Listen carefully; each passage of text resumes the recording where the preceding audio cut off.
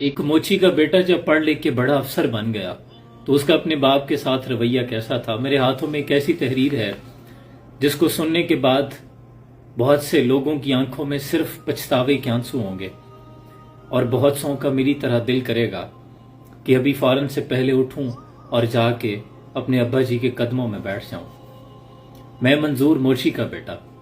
कमाल करते हैं आप अब्बा जी, कितनी दफा आपको मना किया है, सड़ोके मार मार कर चाय मत पिया करें। राबिया, राबिया कहाँ हो? गुस्से से मैंने बीवी को आवाज दी। वो बेचारी घबरा कर दौड़ी चली आई। शाम को कमाल आएगा, अच्छी सी चाय का इंतजाम कर लेना और हाँ, अब्बा जी को उन्हीं के कमरे में चाय देना।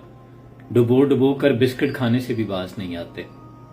हाथ करते हैं आप भी। अब्बा जी सुन रहे थे। राबिया ने नागवारी से कहा। वो अब्बा जी से बहुत मोहब्बत करती थी। शर्मिंदगी से मुड़ता उनका मुस्तर वजूद मैंने देखा ही नहीं। कमाल से मेरी दोस्ती ज्यादा पुरानी नहीं थी। कुछ अरसा पहले ही उसका तबादला मेरे दफ्तर में हुआ था। अल्लाह के अपने काम हैं और अपने ही बंदोबस्त। शाम को कमाल आया, साथ में उसके वालिद साहब भी थे। यार मैं शाम ज्यादातर अपने अब्बा जी के साथ ही गुजारा करता हूँ। आज घर में कोई नहीं था तो सोचा इन्हें साथ लेता चलता हूँ। क्यों नहीं, बहुत खुशी हुई। अच्छा किया यार, मैंने कहा। की हाल है बरखुदार? मेरे कंधे पर हाथ फेरते हुए इन्होंने पूछा। शुक्र है अल्लाह का, कहते हुए मैंने उनका हाथ पकड़ा और उन्हें बैठक में ले आया। सफेद दाढ़ी, नूरानी चेहरे वाले शफीक बुजुर्ग। पहला तासुर मुझ पर यही पड़ा। सोफे पर बैठकर अब्बा जी ने बड़े आराम से टांगें ऊपर की और आलती पालती मारकर बैठ गए।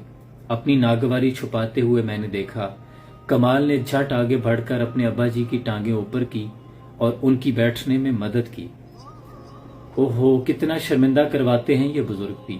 मैं कमाल की तरफ गौर से देख रहा था, मगर वो हरगिज शर्मिंदा नहीं था। उसके चेहरे पर बड़ी नरम मुस्कुराहट थी। अब्बा जी की कमर के पीछे कुशन रखते हुए उसने पूछा, आप ठीक हैं अब्बा जी? चाय लगने तक आधे घंटे में उसने 2-3 मरतबा पूछा, अब्बा जी आप ठीक तो हैं? अब्बा जी बोर तो नहीं हो रहे? कोई काके तुसी गल्लां बातां करो, मैं सुन रहा हूं ਤੁਹਾਡੀਆਂ पढ़ियां लिखियां गल्लां ते मैं बड़ा खुश हो रहा काके। अब तो कमाल को जरूर बुरा लगा होगा, मगर वो हंस दिया। एक बेटे की बाप के लिए ये खूबसूरत नरम हंसी जन्नत की नवीद थी यकीनन। हमारे अब्बा जी ने हमें पढ़ाने के लिए बहुत मेहनत की है। किताबें जिल्द किया करते थे, आमदनी ही कितनी होती थी। हम 2 वक्त खाते और अब्बा अम्मा अक्सर 1 वक्त खाया करते थे, तो कभी 1 वक्त का भी मैसर नहीं होता था। वालिद का हाथ पकड़कर बोसा देते हुए कमाल ने मुझे कहा। उसकी आंखों में अकीदत के आंसू थे। वो अपने हसब नसब पर हरगिज शर्मिंदा नहीं था। चाय लग गई। राबिया बुलाने आई तो कमाल के वालिद ने ओहो धी रानी माशाल्लाह माशाल्लाह कहते हुए उसके सर पर प्यार दिया। उसे बिल्कुल भी बुरा नहीं लगा था। मोहब्बत से उन्हें टेबल पर ले गई। बिरछ में चाय डालकर सड़ोके मार मार कर पीते कमाल के अब्बा जी का कई दफा कमाल ने रुमाल से मुंह साफ किया। उसके हाथों में इस कदर नरमी और मोहब्बत थी कि कलम होते तो मोहब्बत की लाजवाब दास्तान लिखते, दिल होते तो निसार जाते, आंखें होती तो वारी चली जाती। राबिया कमाल की इस कदर मोहब्बत और शफकत पर हैरान थी। उसने दुखी नजरों से जब मेरी तरफ देखा, उसकी नजरों ने मुझे आसमान से जमीन पर ला पटका। मैं जिनके वजूद का हिस्सा था, जिनकी दुआओं और मेहनतों का समर था, उन्हीं की इन मासूम सादा अदाओं से नाला था, शर्मिंदा था। मैं मंजूर मोची का बेटा अपने बाप के हसब नसब पर शर्मिंदा था। बेटे को बड़ा अफसर बनाने के ख्वाब ने जिसके हाथों में छेद कर दिए थे।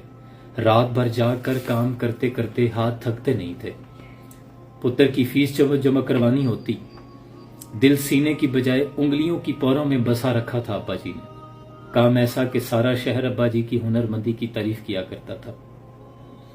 मैंने कभी सोचा ही नहीं मेरे रवैये से उंगलियों की पौरों में बसते उस दिल में कैसे घाव लगे होंगे। अना के पिंजरे में कैद सोच का परिंदा पिंजरा खुलते ही मुस्बत समत में परवास करने लगा। मैं कमाल से माजरत करके अब्बा जी को बुलाने चला आया। उन्हें लाकर प्यार से कुर्सी पर बिठाया, चाय पेश की और बिस्किट चाय में डुबोकर अपने हाथों से खिलाने लगा। अब्बा जी ने हैरानी से मेरी तरफ देखा, कुछ कहा नहीं। उनकी आंखों की नमी अपनी कम आएगी की दुहाई दे रही थी। इन आंखों की नमी में तेरी बख्शिश हरगिज नहीं, मैंने प्यार से इनकी दाढ़ी में लगी चाय साफ करते हुए सोचा और कमाल की मौजूदगी की परवाह किए बगैर उनके कदमों में बैठकर हाथ जोड़ दिए। میرے آنسو رکتے نہ تھے، مجھے قرار نہ تھا۔